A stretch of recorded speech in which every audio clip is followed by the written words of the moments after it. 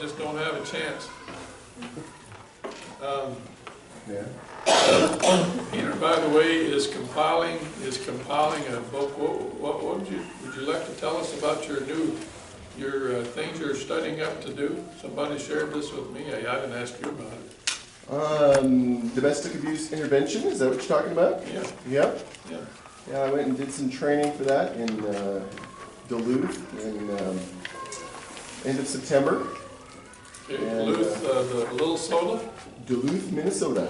Yeah. Little Soda. Yep. Okay. And yeah, I'm hoping that we're going to be able to start a program that will be able to offer help to guys who have a problem with that. Having problems beating their wife up. Well, the abuse spectrum is everything from verbal to emotional to, yes, physical. And a lot of the people in the same room that did the training with me were working in corrections. So, it's feasible that what would end up happening is people would be mandated by the courts in situations that are actually legal problem, yes. Yeah. And the goal is really, it's the change that needs to happen is really up to the guys that are in it. They need to make the change themselves. Okay. But the way I would express it is that I learned how to give them the best chance possible to make the right choices, the right decisions. Okay. Now, of course, we don't have time to talk about that. Sometime I'd like to spend some time with you, Peter, trying to determine, the definition for abuse.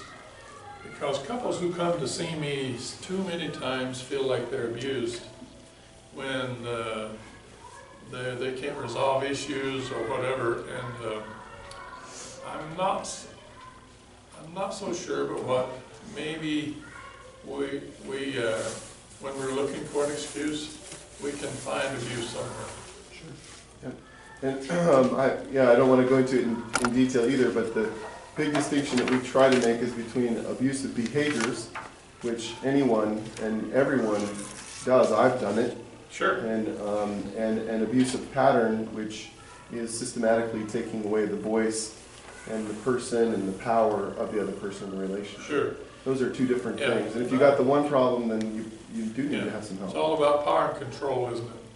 Okay, now we're going to have to hurry today, so let's wind her up and we're going to go. And in Matthew chapter 19, verse 9, Jesus makes a statement that you'll have to take notes on this. This is not in your material. In fact, you guys need a book, don't you?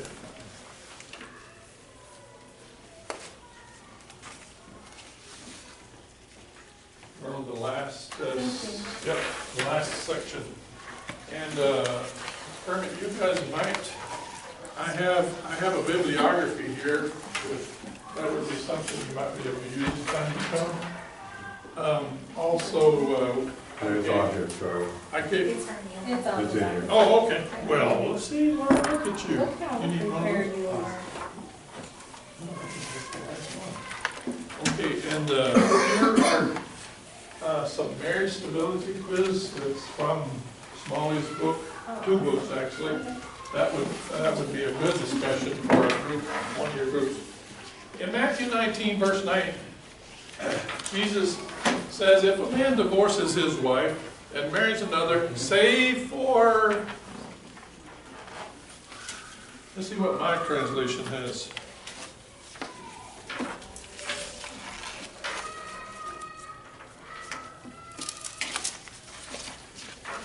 And I say to you, whoever divorces his wife except for sexual immorality. Now the word here that's used is translated in different translations as the word adultery. If a man divorces his wife, save for adultery. If she's cheating on him, I take that to mean that that's grounds for divorce. Now, the only problem with that, Matthew is writing to Jewish people. Jewish people know the Old Testament law backwards and forwards. There's actually 5 different categories that this verse could mean. This is why it's translated here, sexual immorality.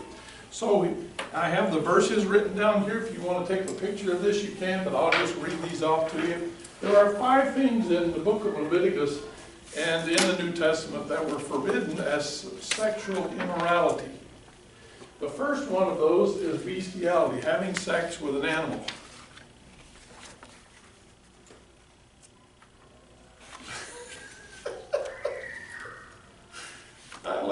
I like this blank look I see on your guys' face. Oh, this is funny. You should write this down because you'll be wanting to remember it in time to come. The second in the Old Testament is homosexuality. No man shall lie with another man. No woman with another woman. That was forbidden in the Old Testament law. The third one is adultery. You cannot marry another man's wife. You cannot sleep with another man's wife. That was an offense that was punishable by death. Stoning. Remember we talked to you last time, or time or two ago, about having the gal who was on her wedding night and all that kind of stuff. There was no blood. The fourth one is incest. You cannot have sex with your family. You cannot forcibly force yourself on to somebody else. These were punishable by death. Now, I was curious, class, because I come from Kentucky. They do funny things in Kentucky. One of my uncles was married to one of my aunts. They were first cousins. I looked that up. Nothing wrong with that. Now, a man could not marry his aunt. He could not marry his sister. Obviously, that's incest. He couldn't marry his father's wife. If you look at the New Testament, Paul condemns in 1 Corinthians 6 or 5 maybe, this guy that's living with his father's wife. This will be his stepmom. Paul says even the Gentiles don't do that, but especially you Jewish people can't do that. So, and then fornication is a relationship that's been given to 1 Corinthians 6, sexual immorality. The whole idea here is having sex outside of a commitment, outside of formal public commitment where you make a promise to each other. Okay? So these 5 things could be included in this verse in Matthew 19:9. So when Jesus says that if a man divorces his wife, save for adultery, whatever some translations have it,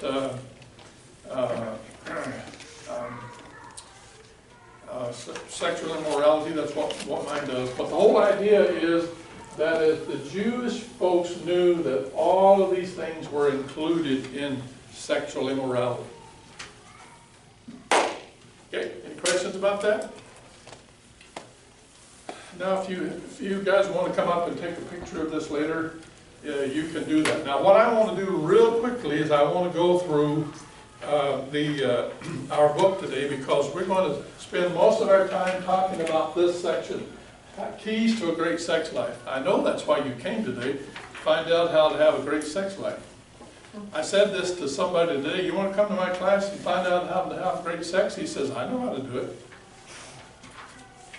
Yeah, okay. Dogs know how to do it too.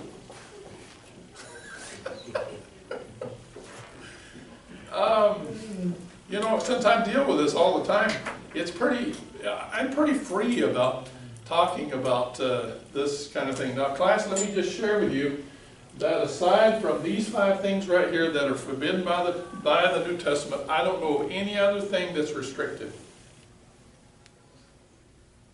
I was doing a marriage seminar in Oregon, and I made a dumb mistake. I said to this crowd of 300 people, if any of you have any questions, doesn't matter what it is, just raise your hand and we will ask, you can ask me what the question is. Well, I wish I had never said that. One lady raised her hand. She had her daughter sitting beside her. The chairs are all ready for you. Thank you. You're welcome. She raised her hand and she said, well, I've heard that people have oral sex. That is the most disgusting thing I've ever heard in my life. Her daughter's sitting there, and she said, I can't imagine any Christian person even thinking about having oral sex. And I went, now what do I do? And I said, I had just talked to an older couple that was there, and I said, you know what? I'm going to have this older couple here answer that question for you. And so they basically said, you know, there's nowhere in the New Testament, there's nowhere in the Bible that oral sex, in fact, we're going to look at that just a little bit in Song of Solomon. Oral sex is not forbidden in the scripture. If that's disgusting to you, then don't go there. There is a rule to follow, class, when two people are having sex. Everybody has to feel comfortable. If you don't feel comfortable, that's the rule of violation. Now I got to tell you, and you know this, we guys, when we first get married, we want to experiment. We'll talk about that a little bit later and where that leads us. But if you want to swing from the rafters and have sex upside down, swinging on the rafters, more power to you. Because I don't know of any other thing, any other place in the scriptures, class, where there was anything forbidden rather than what we're talking about here. Okay? Now, any questions? I told you we were going to go like a freight train. Here, if you have any questions, you need to raise your little paw. And hopefully you won't ask anything that'll embarrass your partner. So let's go through our material here today, God's design for sex, and then we're going to get very practical, and I'm going to share some scripture with you that I believe is very pertinent to what we're talking about. Now, the only question that's not asked is a dumb question. Any questions you feel like you want to ask, it's not dumb. Okay, sex is God's idea, Genesis 1:27. It's, human beings are the only animals that I know that have sex face to face. And then distorted views. Number one, sex is nasty, and we shouldn't talk about it at all. Some of you girls grew up in a home where you were told, don't you ever let a man touch you anywhere. And you grew up with this distorted view that sex is nasty. You don't talk about it, you don't bring it up. How many of you never had the talk from your parents? Why don't you guys figure it out? You know, God created Adam and Eve and threw them in the garden, and he said, go at it. And they figured it out somehow. I've often wondered why God didn't have a chapter or two on, okay, this is what you can do, and this is what you don't. We're going to talk about climbing the palm tree here in just a little bit. But there are some things you can do, some things you can't do. So go at it like two monkeys if you want to. Number two is complete permissiveness. That's the other extreme, that you can have sex whenever and wherever. There are no boundaries at all that's set. Now, either extreme causes problems, severe problems. We've already talked about some things that are not allowed scripturally. This is sexual immorality. The Greek word is the Greek word porneia here. It's actually the word we get our word pornography from.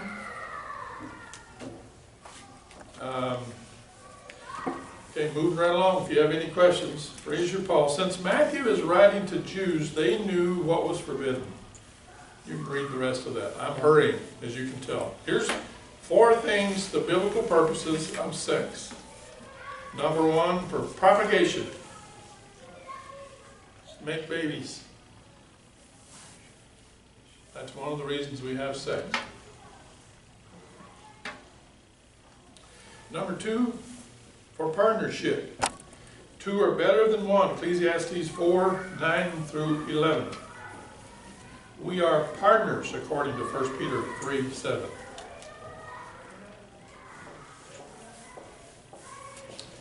Number 3 is prevention. 1 Corinthians 7, 2 and 9. We're going to talk about this a little bit more, but I may be a little hard on you girls.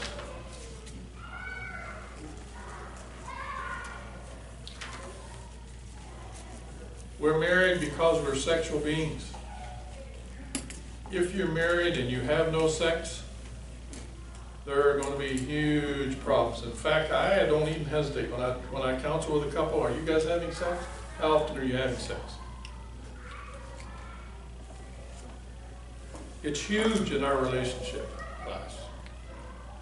And where there is no sex, there are huge problems. Okay, number 3. Did I say prevention? Okay, number 4. It's for pleasure. Sex is the highest, most intense pleasure known to man. And someone has said that if God created anything better for mankind, He created it for Himself. It is the most intense, most profound, most involved thing that we ever do in our life together. Okay, Dr. Ed Wheat wrote a book called Intended for Pleasure. He gets his title from when the angel came to Sarah in the Old Testament, and the angel said to Sarah that you are going to have a baby. She was 90. Now listen, I used to work in a life squad. We used to go pick up older people, and I picked up some 85 to 90-year-old gals who had had a heart attack. And I'm telling you, they're dried up. That's what happens when you get to be 90 years old. There's no longer any, you're no longer supple, you're no longer, I mean, you're dried up. She probably had a period in 30 or 40 years. And you know what Sarah did? Somebody tell me what Sarah did when the angel said you're going to have a baby. She laughed. And she said, shall I have pleasure at my age? Now, Dr. Wheat, when he wrote this book, he says Sarah knew exactly why God had created sex. Some have suggested that maybe the pleasure she was talking about was the pleasure of having a baby. And she had lots of pleasure with Isaac, especially when her Abraham's son with Hagar was taunting Isaac. When he was little, she made Abraham run her away. So that's the idea, that Sarah knew that sex was for pleasure. There are reasons why sex is not pleasure. We'll talk about that in just a little bit. Here are 4 keys to successful sexual fulfillment. We're going to run through these real quickly, and then I'm going to come back and spend the rest of the time talking about this. 4 keys to successful sexual fulfillment. That's a mouthful to say. 4 keys to successful sexual fulfillment. Yahoo! Here, number 1, comprehension. Understand 1 Corinthians 7, 3 through 4. I encourage couples, do you enjoy having sex? No. Why? Because he never does what I ask him to. Really. So my thing is that I look at the husband and say, you know what? You know what I'd do if I were you? I'd listen to your wife. Okay? So you need to understand what's going on. There should be mutual joy. I have someone or 2 people that I send gals to when married couples come to see me. If they've never had sex, they're scared to death. Some gals are. So I send send them to somebody, and they go through the whole thing of trying to help them understand what's going on. It's not fun at first for most gals. Painful. Hurts. And we guys are all excited because, you know, we're twitching and all kinds of things are going on in our mind and heart, and she's trying to suffer through it. One of the things that I've determined is that most girls who first get married are so afraid they're not going to be sexually fulfilling for their spouse. Is that true, guys? You girls had that all figured out so you didn't have to worry about it? You guys rode off into the sunset and had sex like Bugs Bunny and Mrs. Bunny? Okay. Well, all right. You must be different than the couples that I visit with most of the time. Number 2 is compassion. Did we talk about experiment and be? Experiment. Don't be afraid to experiment. Like I told you, swing from the rafters. Swing from the rafters. Stand on your head. See how long you can stand up. You gotta stand a little longer. Okay, number 2, compassion. Did we talk about that? No. All right, compassion is the number 2. You have to be able to have an understanding in the thing. You know, lots of studies have been done. The more new studies that come out recently have indicated that couples who are married have the best sex of anybody else. Single people, it becomes a physical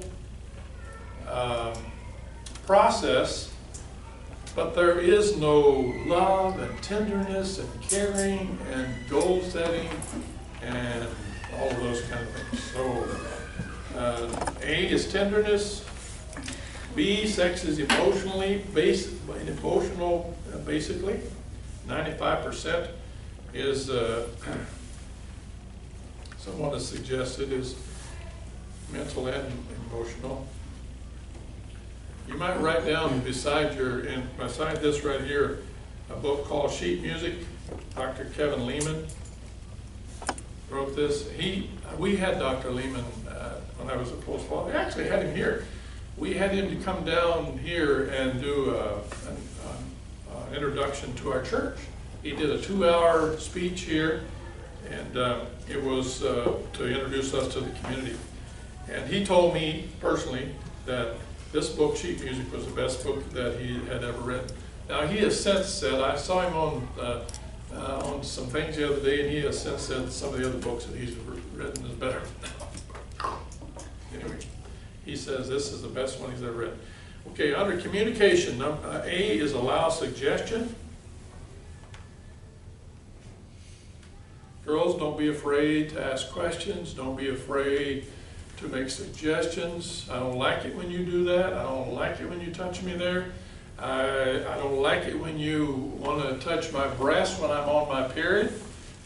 Guess what, guys? If you haven't figured this out, their breasts are sore when they're on their period. Is that true, girls? Or am I making that up? I don't have those things. I don't have those public,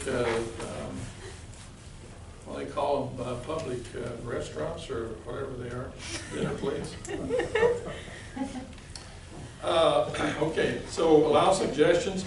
B, sweet nothings are important. We're going to talk more about that in just a little bit. I think you're going to enjoy this more than this. But these are some basic things for you. Number 4, creativity. Don't be afraid to be creative. In 1 Corinthians chapter 7, verse 5, Paul says, stop depriving each other except by agreement for a time.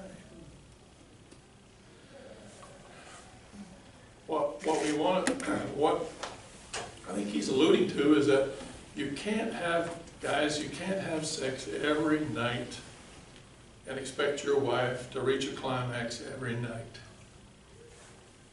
At least when you first get married anyway.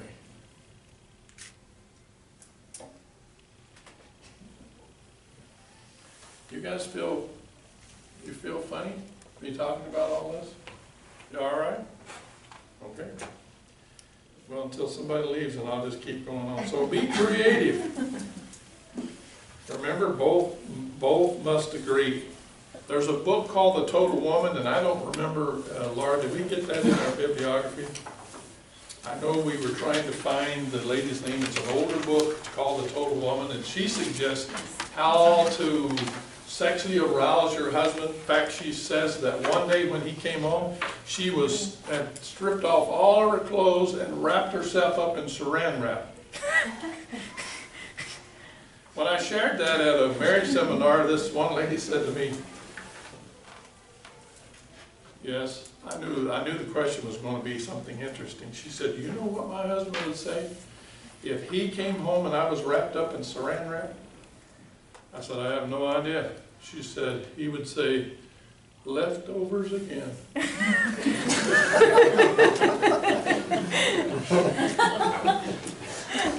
You heard about the fellow who came to bed with 2 aspirin in his hand? She said, what's that for? I don't have a headache. And he said, gotcha. That's a time joke. You'll get that as you go home today. Under creativity, explore. That's number A. B is experiment. C is expand. And D is excite.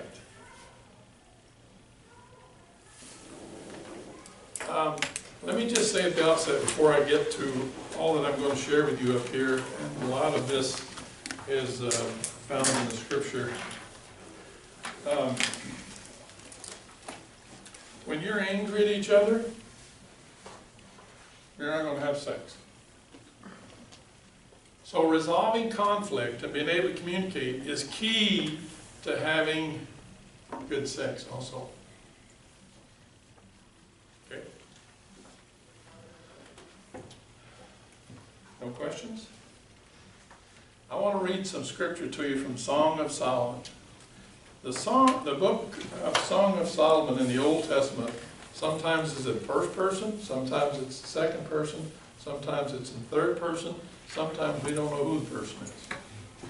But here, this is chapter 2, verses 4 through 6, and I think I have these listed here. Right here, Song of Solomon 2, 4, 4 through 6, 4, 16, 7, 6 through 9.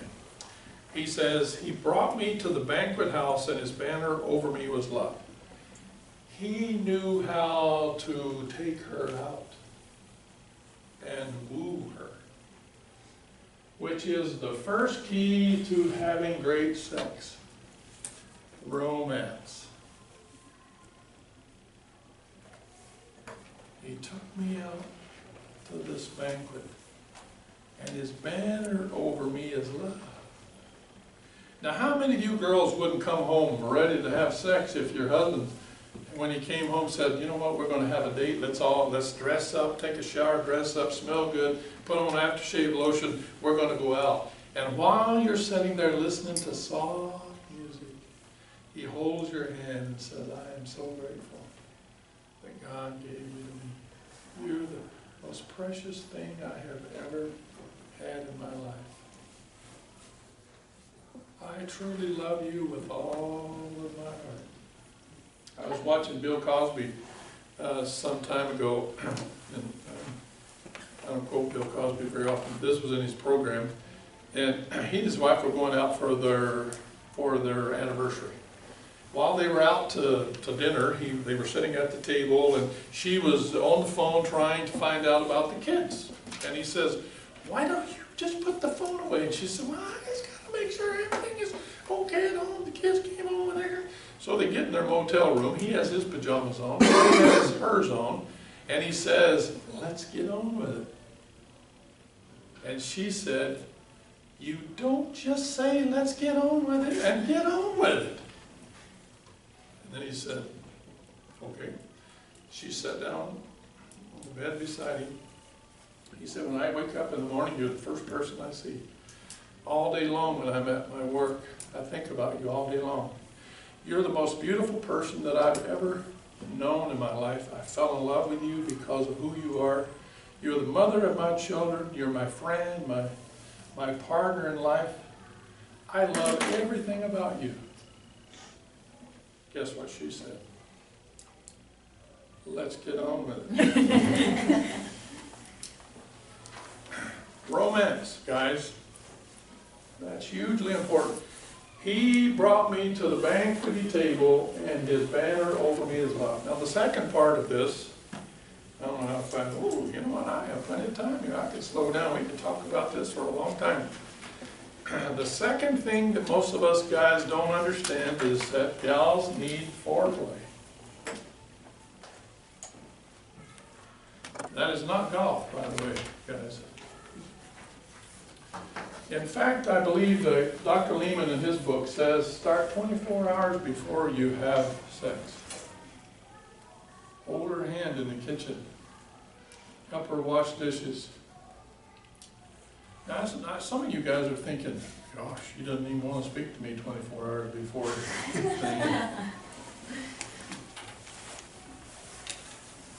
Remember, girls are crock pots. Guys are microwaves. Foreplay. Lots of foreplay. When we married my grandson down in Texas this last summer, he said, as they were getting ready to take off on their honeymoon, Poppy, you got any words for me?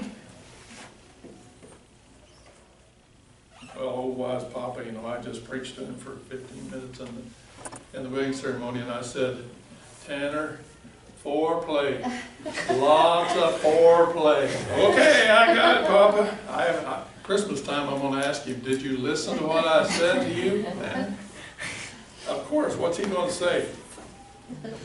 Ask her. Probably. Chapter 4,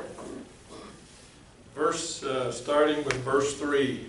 Your lips are like a strand of scarlet. Your mouth is lovely. Your temples behind your veil are like a piece of pomegranate. Your neck is like the Tower of David, built for an armory, on which hang 1,000 bucklers, all shields of mighty men. Your two breasts are like two fawns, twins of a gazelle, which feed among the lilies, until the day breaks and the shadows flee away. I'll go to the mountain of myrrh and the hill of frankincense.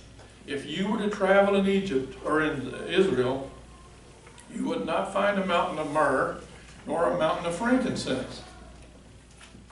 He starts with her head, and he moves to other places in her body. And he called it the mountain of myrrh and the mountain of frankincense. Look at verse 16. I don't know if you have a Bible with you, but you should probably look this up just so you know that I'm not faking. She says, this is her. She says, awake, O north wind, and come, O south. Blow upon my garden. You know what she's talking about? She's talking about her body. That its spices may flow out, let my beloved come to his garden and eat its pleasant fruits. Somebody said to me some time ago, is he talking about oral sex?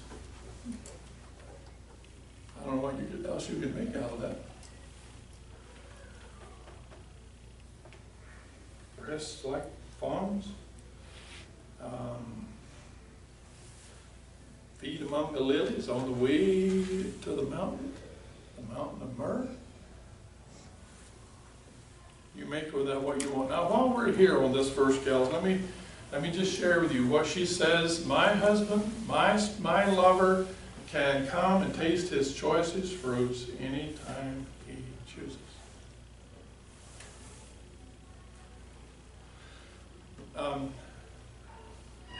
When a husband is rejected, gals, once, that's one thing. When he's rejected twice, that's harder. When he's rejected 3 times, he becomes frustrated, and when he's rejected 4 times, he becomes angry. Now, I know there's a lot more circumstances than just the man that we're talking about, but remember we said our body's not our own, it belongs to the person that we're married to. Now, guys, if you want your wife to have passionate sex with you. Don't come home in the evening from work. Make sure she has dinner ready on the table. You have 2 kids. You go sit and watch TV. She goes in and takes care of dirty diapers all evening and cleans the house. And then at 10 o'clock, when you turn the TV off, you want her fresh and ready and passionate for you so that you can have sex with her. You know what I call that? Dumb. D-U-M-B, dumb. Remember what he says here? Her breasts are like 2 fawns. In fact, in chapter 7, let me read this for you.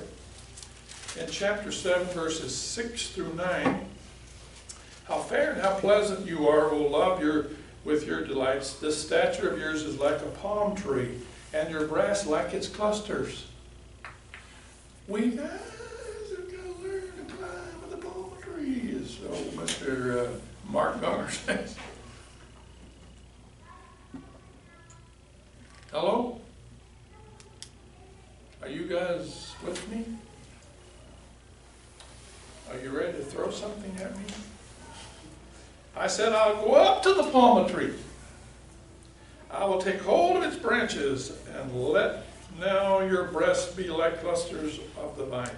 The fragrance of your breath is like apples. That's better than some breath that I've smelled. And the roof of your mouth like the best wine. So we got to learn to climb to the palm tree. We got to learn, and it's going to take a while for a crock pot to get heated up.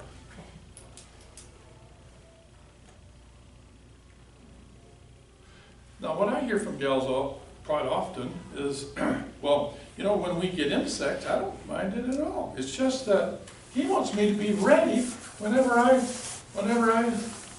he wants me to be ready. You know, guys, it takes a guy, how long it takes a guy to reach a climax? 2 to 3 minutes. Even when he's ready to have sex. It takes a gal 7 to 11 minutes. Scientifically, that's proven. So what does that say to us? Time, number 3. Take time.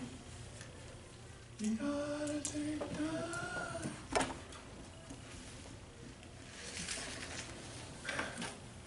My wife, I don't think she'd mind me saying this to you. I'll tell you very much about her private life, but when I was in so hurry because I had been thinking about it for quite a while. In fact, it don't take us guys very long as we think about it to be ready, right, fellas? And I was in such a big hurry to climb the palm tree. And she would say to me, no. It made me about half mad. In fact, I was 3/4 mad sometimes. But I learned the hard way that if both of us are going to enjoy sex, we need to take time.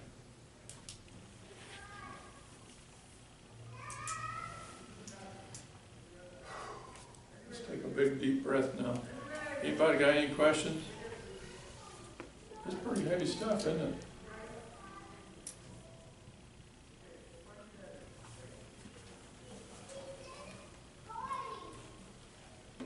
That's what's nice about the book. It's funny. He has a great sense of humor. Yeah. He's not heavy at all reading. Yeah, Dr. Lehman is very funny. In fact, if you ever get a chance to listen to him, you need to go, if you have to drive 100 miles to go see him. We're actually going to have Mark Gungor, I think I told you this, we're going to have Mark Gungor come next year, next October, and I had seriously considered having Dr. Lehman come. He is so much more expensive. He wants about $15,000 to have a weekend. And, well, Mark Gungor wants almost $11,000, so, and we're going to have to sell some tickets in order to make that happen. But I think you will thoroughly enjoy listening to Mark Gungor. In fact, some of the stuff that I'm sharing with you today came from his set of tapes that I have, that I borrowed from Laura. that I have shown in times past to our staff. Any other questions? Are we moving too fast for you? Gals, is this a problem when guys don't understand where you're coming from, what your needs are? Is that a problem? Hello? You gals did hear the question. Is that a problem, or are you afraid to say it? I think we could both improve. Okay, good.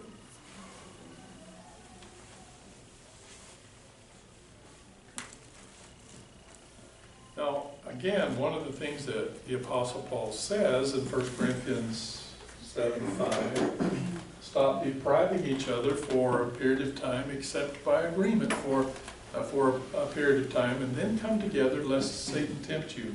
Here's what I suggest. Stop trying to have sex every 5 minutes and try to make a plan. And then I encourage couples. I had a couple one time, I gotta tell you this guy was, I could understand why his wife was frustrated with him. When I shared with him, when I lived in Libby, Montana, I had the motel people there would give couples that I sent to them, for $100, they would give them a night, 4 meals, and I can't remember what else. They sent them candy up to the room or something. And so I said to him, you need to take your wife and you need to take off all your clothes and chase her around the room for a while. And he said, really? She said, see what I'm talking about? So as he walked out the door, as I live and breathe, this is what he said. Now tell me again what I'm supposed to do. And she and I both shook our head. Guys, we have to work at understanding our wife. Any other questions? I have extra information. Sheet music is available on Audible for those of you who like to listen to audiobooks. Oh. Good. The biggest problem that when I visit with couples class, the biggest problem is being able to conversate about it, not sharing feelings. When you girls don't like something, then tell him. If he's not climbing the palm tree, tell him you need more time climbing the palm tree. When he's forcing you to do something that you don't feel comfortable with, tell him to back off. You mangy mutt? No, you don't need to tell him that.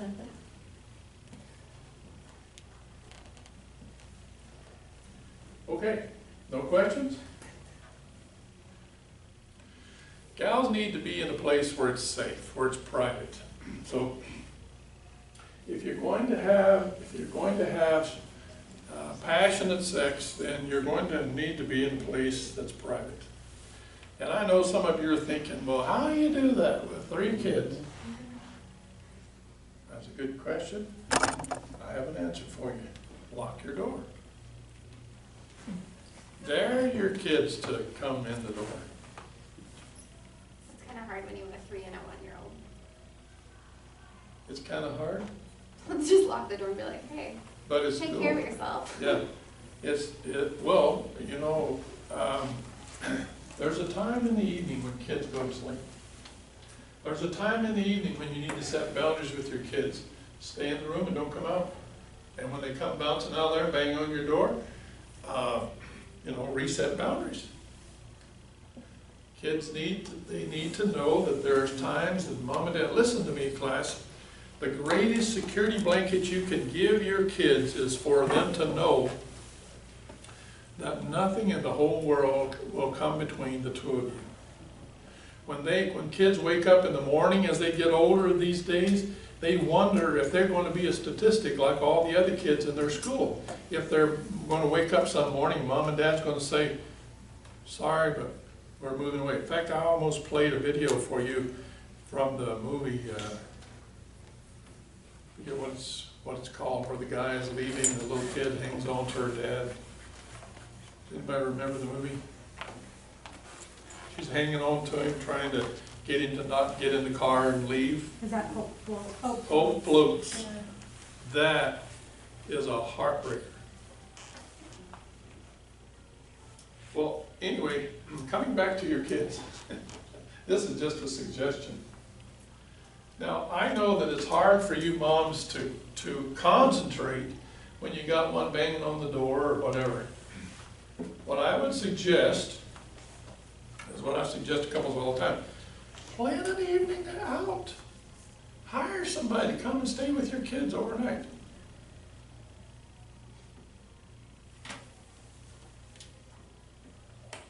And then go chase her around the hotel room and climb the palm tree. Is that still hard? I get up at 3 a.m., so yeah. Okay.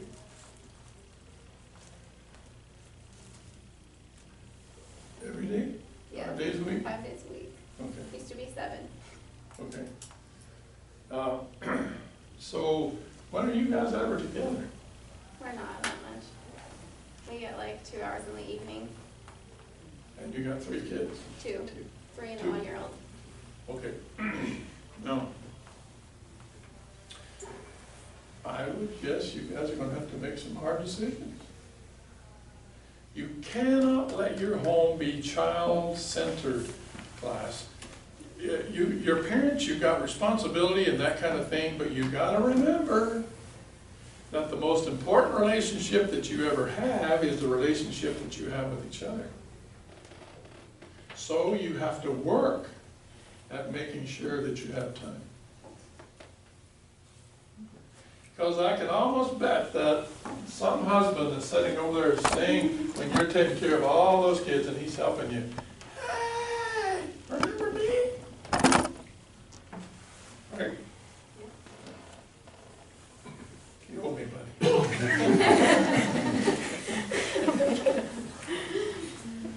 Kind of hard to follow here, that's all. Class, here's the thing. This is so important for you. It is so important for us men. We have to make effort to go there. You have to stop using excuses and make an effort. Now that doesn't mean, guys, that you guys have a free rein. You gotta be tender. Remember what Peter says in 1 Peter 3:7. Live with your wife in an understanding way. The last thing she wants to do is have sex when she's on her period. At the end of her period, a whole different ballgame. She doesn't like to be touched and demanded. And then when you guys get mad, well, you're just not taking care of me. You know what I'm going to do? I'm going to go out and find somebody else. Well, you only say that once or twice until, guess what?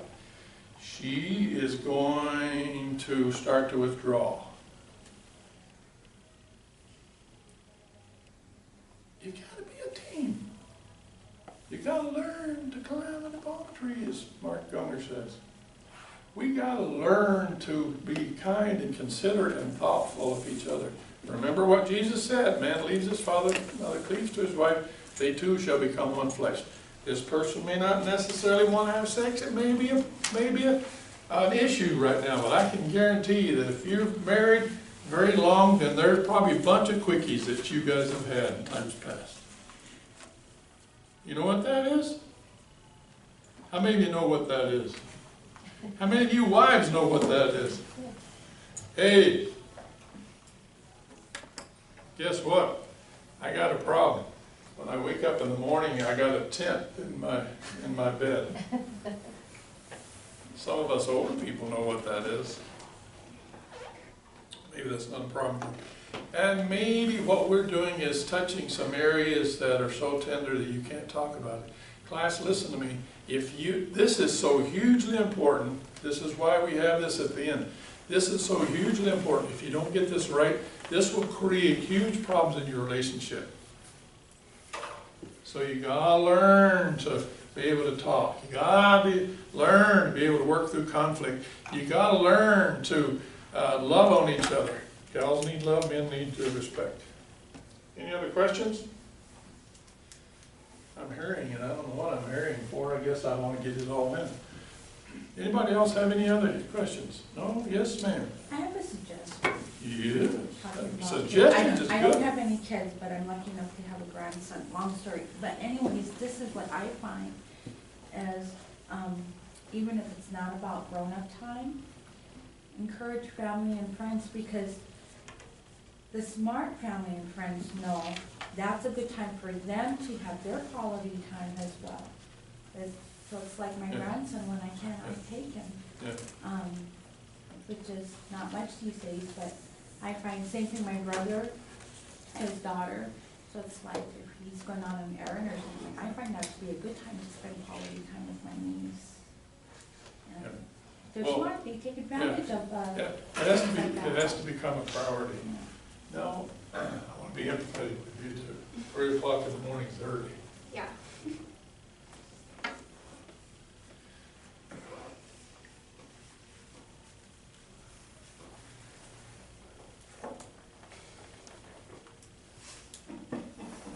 I can't do good. Are you absolutely tied to your job? It's like a new job, so that I can be home with my kids. What's your name? Matt. Matt? Now, what I would love for you have to said just now, so I could be home with my husband and my kids. Oh, I would love that, but that's a struggle. He works long hours too sometimes. Okay? Remember, there's poo in the stall. It is a struggle. But you can't ignore it just because of the circumstances. Does that make sense? If you ignore Matt, and I'm making it seem like Matt is not he's the innocent one. He's probably a little insistent at times. And if you guys came to see me, we'd have to analyze where you were. But the bottom line is that if, this is just a possibility, if Matt feels ignored all the time, and the kids have a precedent over him, he will withdraw. And guess what, girls? When we guys don't have sex, you know what we do?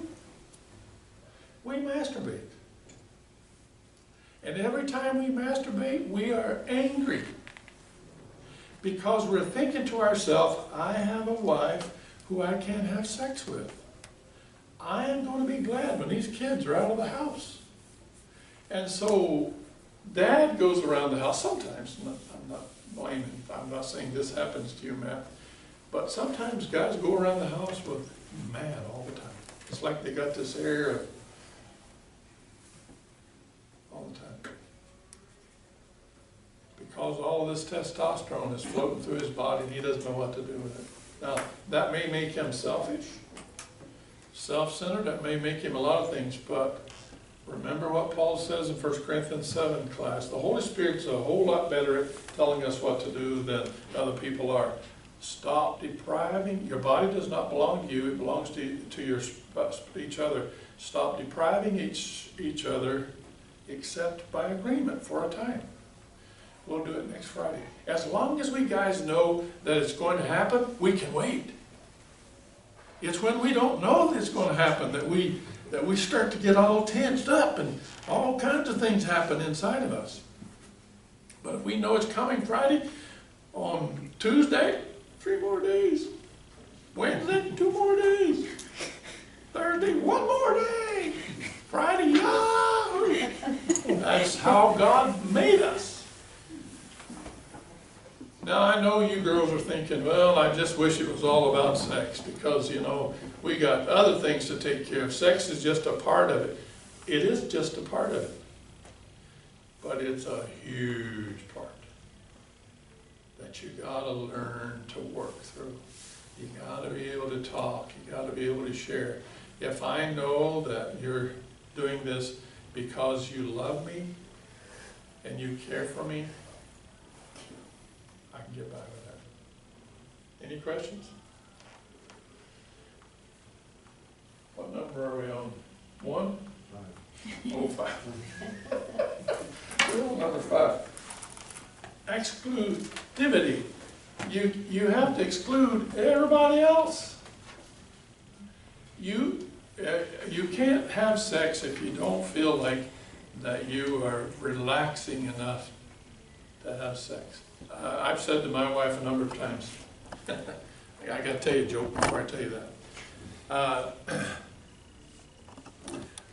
A wife said to her husband in their 80s, "Want to go upstairs and have sex?" And he said, "I'm trying to decide. I can only do one of those, and I'm trying to decide which is most important." That's part of getting old, I guess.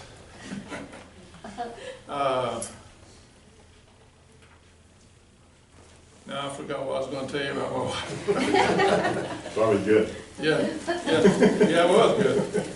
You forgot. Yeah, probably. You know, one good thing about getting old is that you can always use an excuse that I forgot. So, being alone, I know what I was going to tell you. I said to my wife sometime in the afternoon, when we were home by herself, it's funny how we communicate with just little ways. Oh, I know what you got in mind.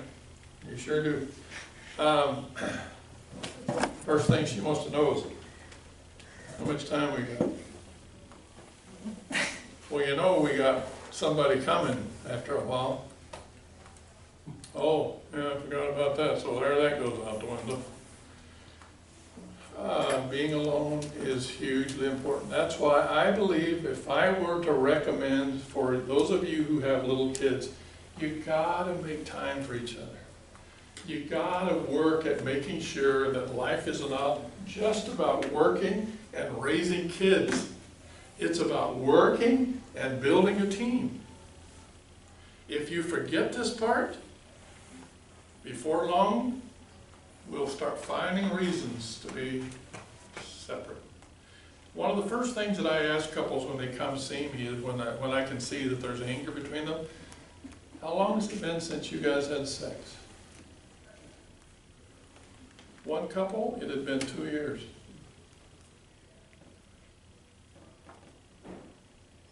My first remark to that is, that won't work. Are you planning on getting divorced? No. Well, that's what we're going, that's what we're coming to. You gotta be able to work through this. Now, I want to give you some time. I know that you can't ask me personal questions. If you ask me a question, because I can see, I'm a pretty good judge of character, and I can see that some of this is frustrating for some of you. Because what we're doing is stirring up some issues that exist in your relationship. Come and see me so that we can work through the situations that are there. Because when you store up anger at each other, and you start holding out the fact that, gosh, everybody's getting noticed around here but me. There's a cartoon that I saw some time ago. Husband and wife, two little things. Husband and wife sitting on the couch. The dog is in the wife's lap. She's rubbing over his head. Oh, Fido. Oh, I just love you, Fido. And Fido jumps down. The next little clip is the husband falls over in the wife's lap. Guys even become jealous of pets.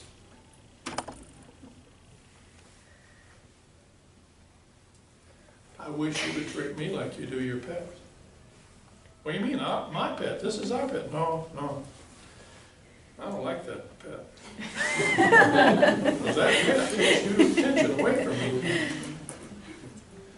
And so we resent the whole idea of not paying attention to each other. And class, if you can't visit, if you can't talk with each other about this and share your heart, you will start entertaining thoughts of having some other. You know, some people, some couples in the relationship have extramarital affairs because they're not being paid attention to. That's the primary reason. Or guys work all the time. Their dads were workaholic. They're a workaholic. They believe they're expressing that they love their family because, well, look at me, I work all the time. Yeah, I know you work all the time, you're never home. And so she learns how to take care of the kids until finally she decides as the kids get a little older, I'm gonna get an extra job. I'm gonna get a job.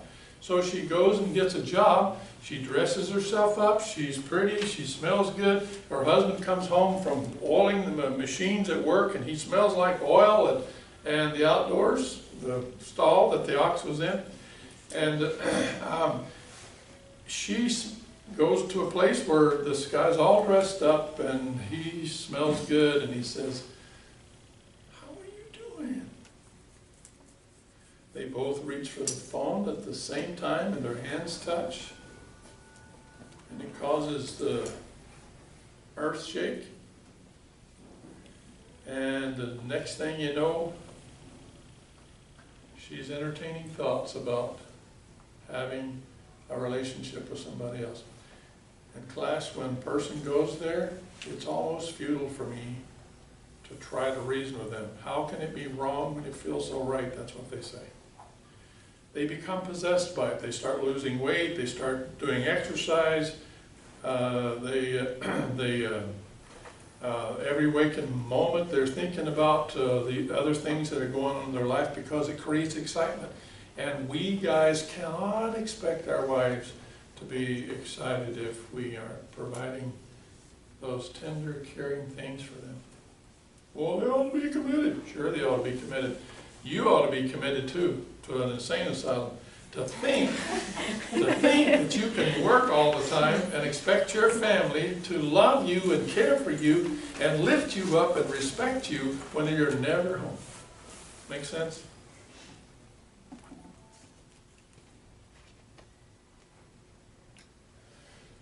I'm going to take a big deep breath.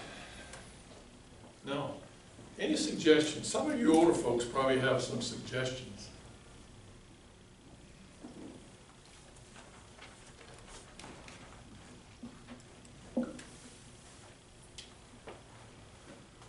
Charlie, I think what we're finding is that we both are goodwill people. You know, my wife's a goodwill person, I'm a goodwill person. But we get so caught up in life, and now with both men and both working, I think it's one of the devil's greatest tools. I think he's keeping us as busy as we can, thinking that we need more stuff to be happy, and somehow we have to get to a place where we realize when we're going to get old and all of a sudden we got nothing, you know? And so really try to avoid as much as the couples we've worked with in Pullman, that's been their biggest thing. They love each other.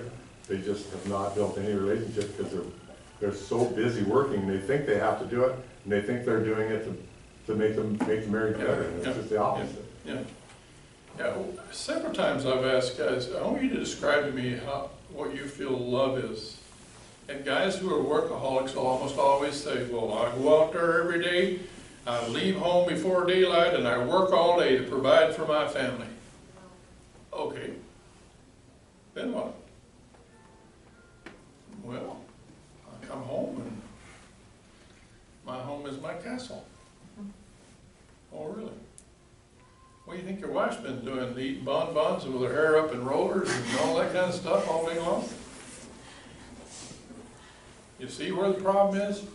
As far as the guys are concerned, they don't understand when their wife is not receptive when they work all day because they're doing that, they're motivated to work. And that's how they love their family. And she says, if I just had somebody to understand me.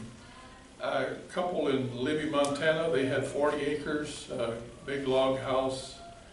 It was huge.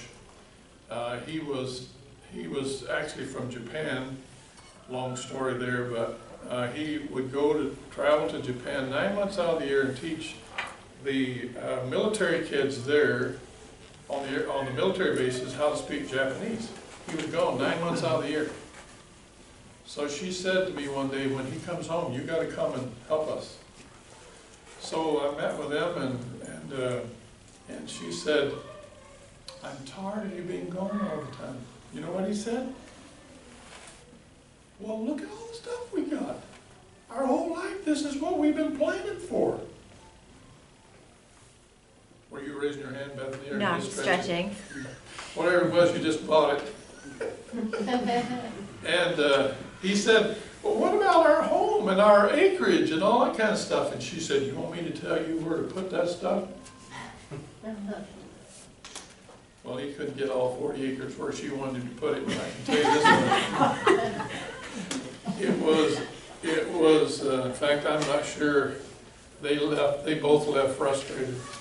And they came back another time or two, and I finally tried to help him understand that all that time he was doing this because traditionally the men provided for their families, and they ought to have understood that if they're doing this because they love them. She said, I never wanted those things. I wanted you.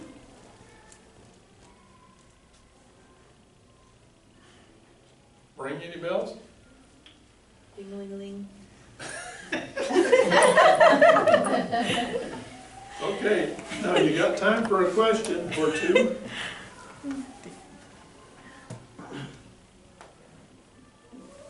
Did we actually talk about exclusivity?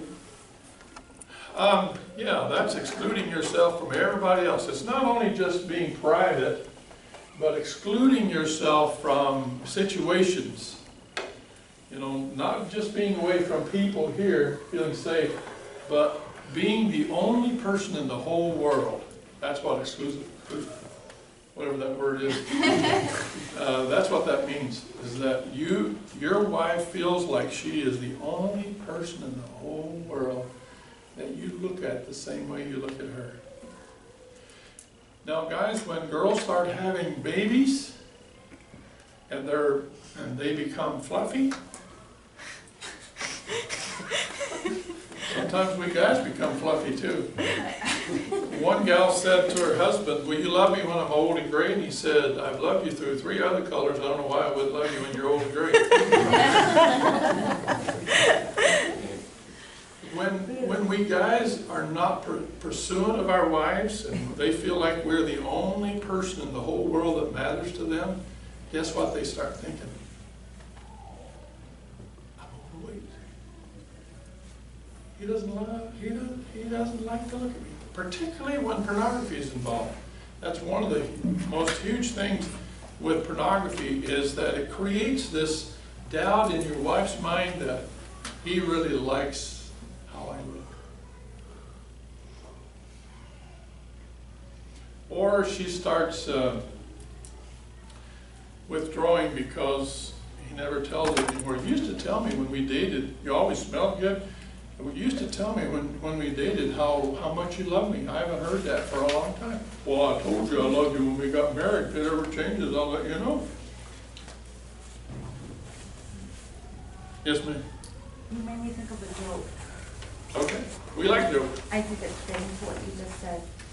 I seen this cartoon, this old retired couple.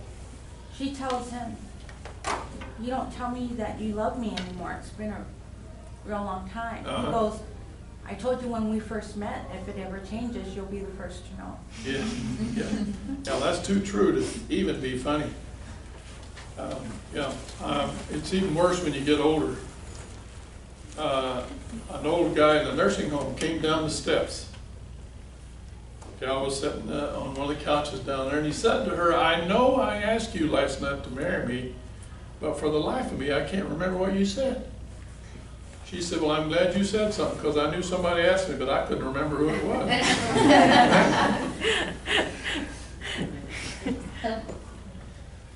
When I had my wellness checkup some time ago, I said to this gal, I can't remember stuff anymore.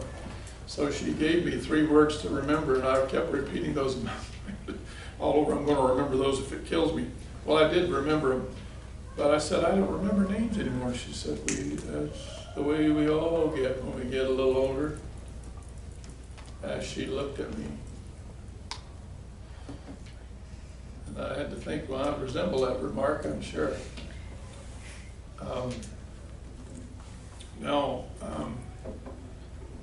when we get older, let me just cover that for a little bit, because all of you are going to get there. My mom and dad stopped having sex when she was about 60. She lost, this is what she said, she lost her desire to have sex. From that point on, I remember this very vividly. My mom and dad disconnected, and they were almost enemies for the rest of their life.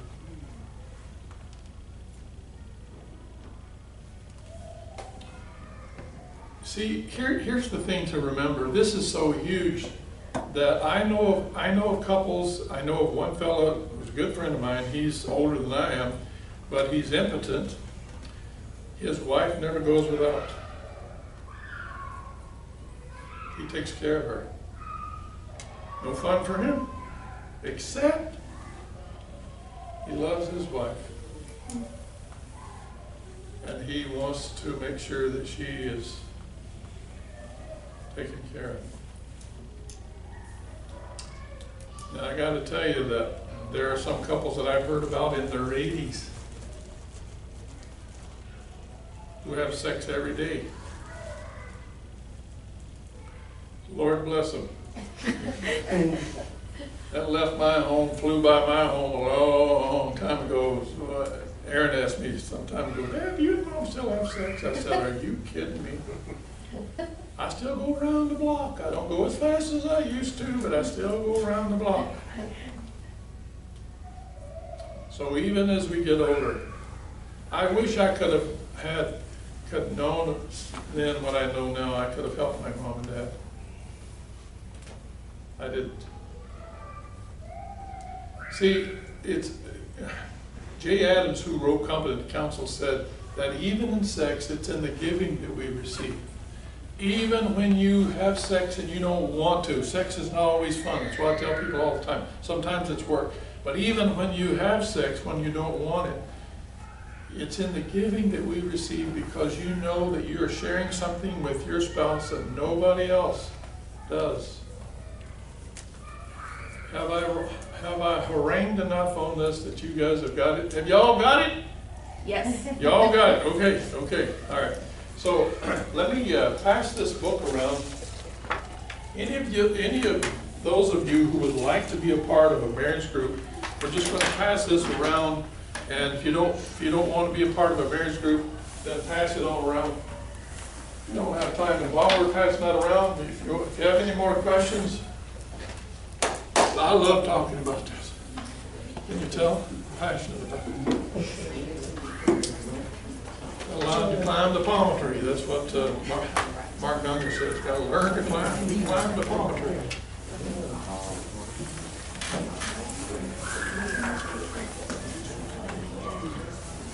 Any other questions? The Popes have room for at least one couple in their group, and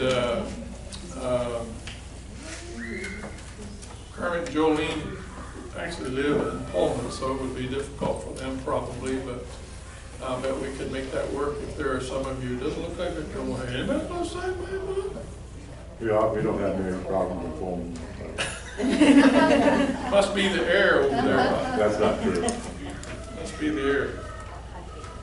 You have been a wonderful class. This is the last Sunday that we will have our class until sometime probably in the spring. But I am going to add another chapter or two before we do this.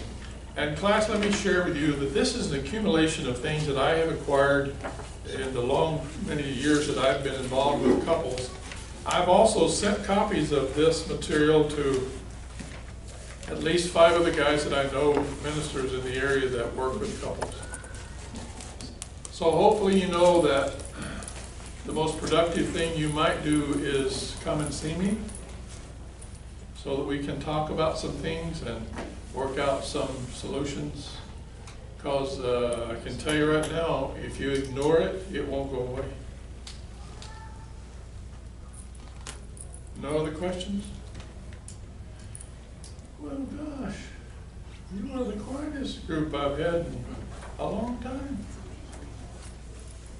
Everybody's afraid to ask a question.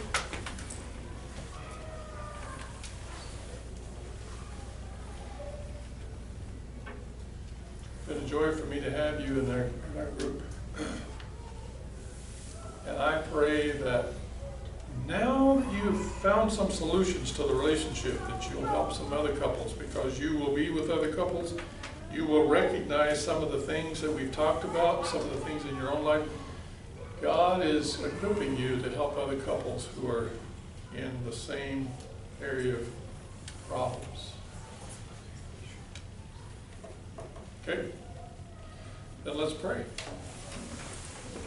Father, we are always blessed to know that your design for us is so perfect. God, in our plight, in our hope to become more like Jesus, as Peter admonishes us that we are to become like him. In this plight, Lord, help humility and grace and goodness to prevail. I pray your protection for every relationship that's here. It's our desire to love each other, to grow together, even at times when there is stress, that we can swallow our pride and, God, work through areas with the help of your Holy Spirit to make a good marriage better. So I commit all the things that we've shared. May your word never return to us void, but Lord, we want to improve on our relationships. Help us to that end. In Jesus' name, amen. Thank you again for coming. If you have any questions, you can see me later. I will assume that there are no marital problems in your life that you have not been able to fix while we've been here.